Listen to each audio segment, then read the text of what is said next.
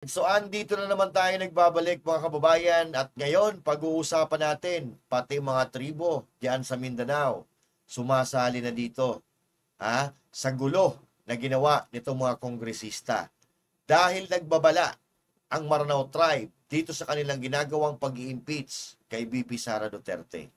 Alam nyo mga kababayan, itong Mindanao hindi niyan pababayaan ng mga Duterte.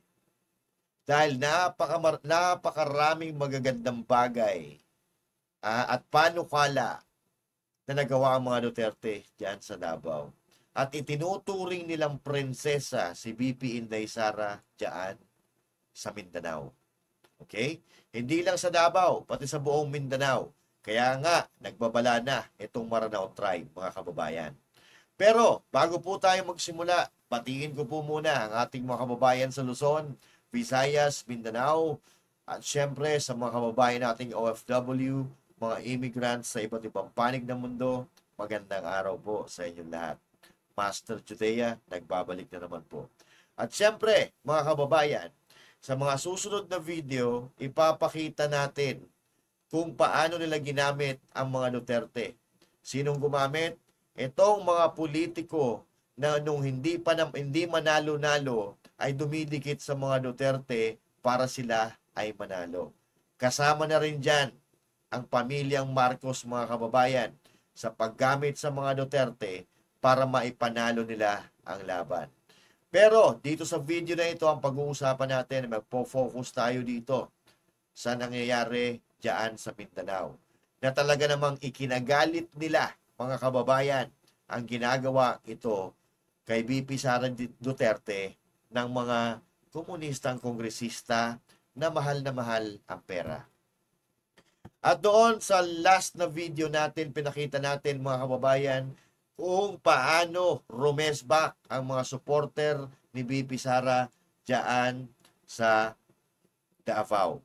Nakita natin mga kababayan na pinagbabaklas yung mga tarpulin noong isang kongresista na pumirma laban kay VP Sara. Taga Davao paman din siya. Pero ito, mga kababayan, bago tayo pumunta doon sa statement or sinabi or babala ng Maranao tribe, may ipapakita ako sa inyo, ipapanood ako sa inyo na isang Mindanaoan din, mga kababayan, si Tito Franco, na tumatakbong kongresista dyan sa 1st District ng Davao de Oro. Yan, okay? So ito mga kababayan ay nagmamalasakit kay VP Sara Duterte at tugmang-tugma sa ating pinag-uusapan or sa nangyayari sa ating lipunan ang kanyang mga tinuran. At ito ay matapang niyang sinabi sa harap ng media, mga kababayan. Panoorin po natin. Ito. Ilang bilyon ang kinurakot nyo. So dapat i-impeach kayo lahat. Hindi lang masabi ko. Diyan kung ini-impeach na sa Vice President Sara Duterte dahil sa 105 million na confidential fund. Ang tanong ko, ilang bilyon ang kinurakot nyo. So dapat i-impeach kayo lahat. Baling mula sa Presidente hanggang pinakababa na congressman. Tanungin nyo muna yung sarili nyo kung hindi ba kayo nagnakaw bago kayo mag-sign ng impeachment. Ang panawagan ko lang ngayong darating na eleksyon, sana yung mga tao magising na. Huwag niyong iboto yung mga tota. Dahil yung mga congressman dyan, karamihan dyan, hindi naman lahat. Tota, hindi congressman, hindi para sa tao. Ang siniservisyuhan nila, hindi ang mga tao, hindi yung amo nila, nangyayari sila ng milyon-milyong ayuda. Kaya kung lang bumirma yan dahil sa ayuda at sa kapir Kaya kung nagserbisyo kayo para sa amo nyo, mabuti, umalis na kayo dyan. Yan. Umalis na kayo dyan. Nagserbisyo kayo sa amo ninyo. Umalis na kayo dyan. Okay? At trending nga mga kababayan, itong mga statement daw, di umano na nanggagaling sa mga kongresista na pinapatunayan na meron talagang gumagalaw na pera. Kaya sila napapirma. Alright? Marami po ang nagsabi dyan. Pati na rin po itong dating nominee ng Duterte Youth na sila ay naiimbitahan kapag may mga gatherings na ganyan para sa palan ng pera. Hindi po tayo may sabi niyan. Doon sa huling vlog natin, ipinakita po natin yung statement at mga sinabi ni Cardema. Okay? ng Duterte Youth Party List, mga kababayan. Tama naman ang sinabi ni Franco Tito, itong tumatakbo sa pagkakongresista dyan sa Davao de Oro, mga kababayan. Dahil ang dami na po na lumalabas ng mga ebidensya, at daming lumalabas na patunay kung paano nila ginagahasa ang pera ng taong bayan. Kaya ang taong bayan hindi dito papayag, mga kababayan, lalong-lalo na ang Mindanaoan. Dahil hindi lang po ang kabanang bayan ang at stake dito, kundi ang kaligtasan at pangalan ng mga Duterte na kanilang minamahal. At hindi lang naman sa Mindanao minamahal ang Duterte, pati na rin dito sa Visayas at sa Luzon. May mangilan-ngilan siyempre na hindi matanggap ang matatag na leadership, matapang na leadership ng mga Duterte. Dahil pag Duterte ang nakaupo, ay hindi sila makakaporma, mga kababayan. Kaya ganyan na lang kung labanan nila ang mga Duterte para mapabagsak. So ayun, padami na po ng padami ang naglalabasan para suportahan si VP Sara Duterte regarding dito sa ikinakasa na impeachment laban sa kanya. At tayo, isa rin po tayo sa mga sumusuporta sa laban ni VP Sara Duterte. At siyempre, mga kababayan, tayo nga na taga dito sa Luzon ay ganun-ganun na lang ang pagsuporta kay VP Sara. Paano na kaya yung pinanggalingan ng lahi niya? Yung mga tribo dyan sa Mindanao na alam ko na may parte pa rin sa pagkatao niya. Hindi yan papayag na ganun-ganun na lang, mga kababayan. Kaya nga sila ay naglabas ng statement para sumuporta at depensahan si VP Sara. So basahin po natin ang statement ng Maranao Tribe. Alright? Maranao Tribe, where are you? Yan. So eto na po yun, mga kababayan. Statement of Maranao Tribe. Okay? Add muna natin dyan sa stage. Okay. Now, paano ba ito palakihin natin? Yan. Igitna natin yan. Nasa gitna na ba? Basahin natin, mga kababayan. Lakihan natin ng konti para maintindihan. Dated February 5, 2025. Noong isang araw ito, mga kababayan. A statement from the Maranao Tribe. My fellow Filipinos, today we stand at a crucial moment in our nation's history. Congress has approved an impeachment complaint against our Vice President Inday Sara Duterte. A move that is not just an attack on her, but on the progress, stability, and strength that her leadership represents. So, ibig sabihin, mga kababayan, dito, nag-aproba ng impeachment complaint ang mga kongresista at ito po ay galaw para atakin si VP Sara Duterte, sirain para masira ang gobyerno at sirain ang magandang leadership na ipinipresenta ni VP Sara Duterte. Yan. So tuloy natin. Inday Sara has always been a leader of action, not just words, from her time as a mayor of Davao City to her tenure as a vice president. She has shown a firm, decisive leadership. She has pushed for better education, peace and order, and the welfare of the ordinary Filipinos. Her work under the Marcos administration has been dedicated to building a stronger, more disciplined, and forward-thinking Philippines. Yan. Totoo naman yan, mga kababayan, na si VP Sara ay naging magaling sa kanyang panunungkulang bilang Vice Presidente at maging sa Department of Education na laging nakakatanggap ng parangal bilang numero 1 na ahensya ng gobyerno sa Pilipinas, ang Department of Education. Okay? Ituloy po natin. And let us not forget that the Duterte family has a legacy of leadership that transformed Davao from a place of chaos into one of the safest cities in the country. Under the President Rodrigo Duterte's administration, we saw the nation freed from the grip of rampant criminality and drug abuse. We witnessed infrastructure projects that connected our islands, free college education for our youth, and a government that prioritized the people over politics. Okay. Tama, mga kababayan. Yung Davao, dati nagpapatayan, dati top kapunan ng mga pinapatay, ay nag-transform into a safest city in the country at hindi po may kakailayan. Dahil meron tayong mga ebidensya po dyan. At sa panahon ng Duterte administration, nakita po natin ang pag-usbong ng infrastructure projects na nagdudugtong sa mga isla at lupa natin dito sa Pilipinas, libreng kolehiyo para sa mga kabataan, at ang gobyerno na prina-priority ang tao over sa politika.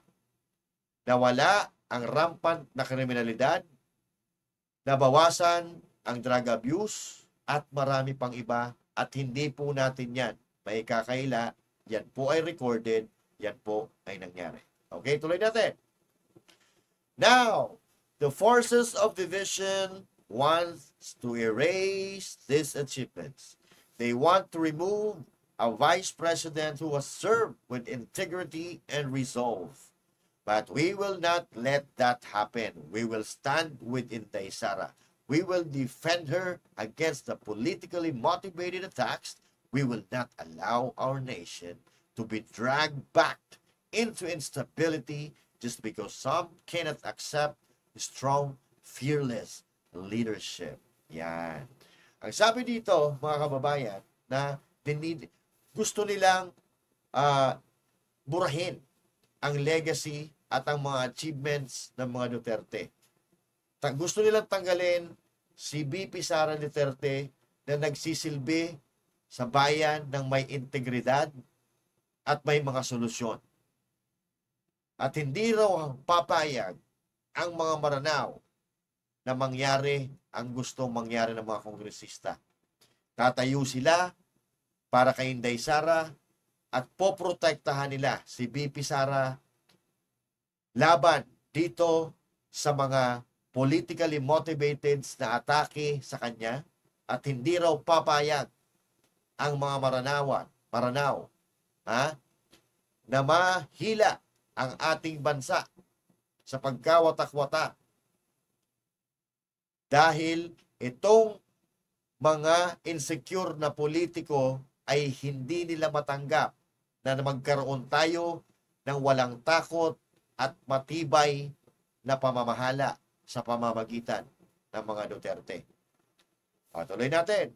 The Filipino people deserve leaders to fight for them, not politicians who seek power for their own gain.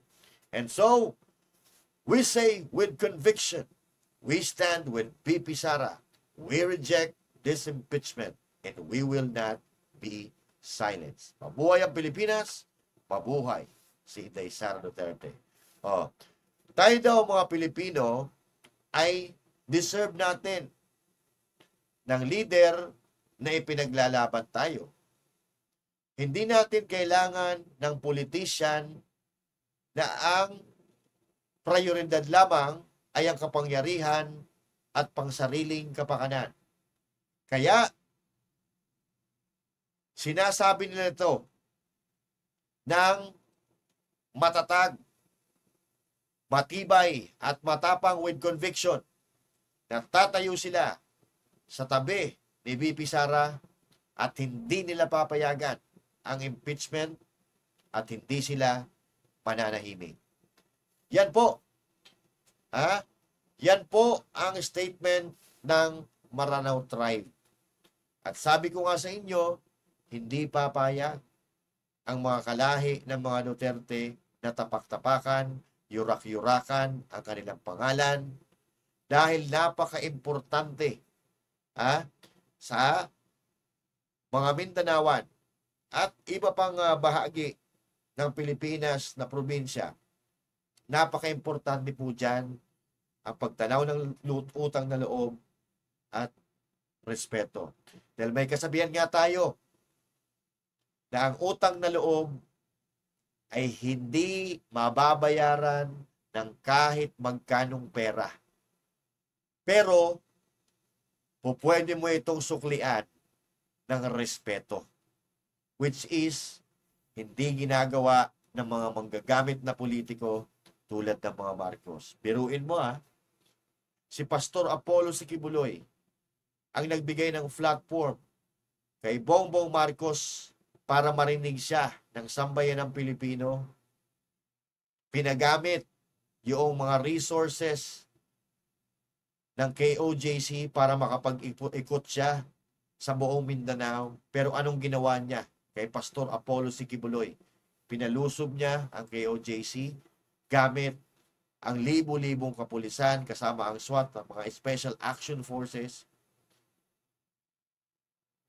At ano ang ginawa nila sa mga Duterte? Na binalik-balikan nila sa Davao, pakatlong beses o 4 nilang binalikan si VP Sara Duterte para mapasali sa kanilang tinatawag na fake na unity team. At wag po tayong maging hipokrito at nanalo ang Bongbong Marcos na yan dahil kay VP Sara Duterte, dahil si Amy Marcos na mismo ang nagsabi na hindi mananalo ang kanyang kapatid pag hindi si VP Sara ang kanyang kalyado. Wag na po tayong magplastikan dito.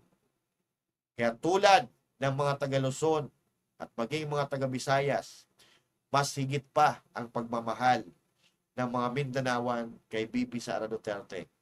Kaya magsilbing babalasa na ito sa gobyernong week at mga, dahil kung yung mga taga-Davao ay medyo nagpapakita na ng dahas sa pagtatanggol kay VP Sara Duterte sa pamamagitan ng pagbabaklas ng mga tarpuli, ng mga hunyango, ng mga politiko dyan sa Davao,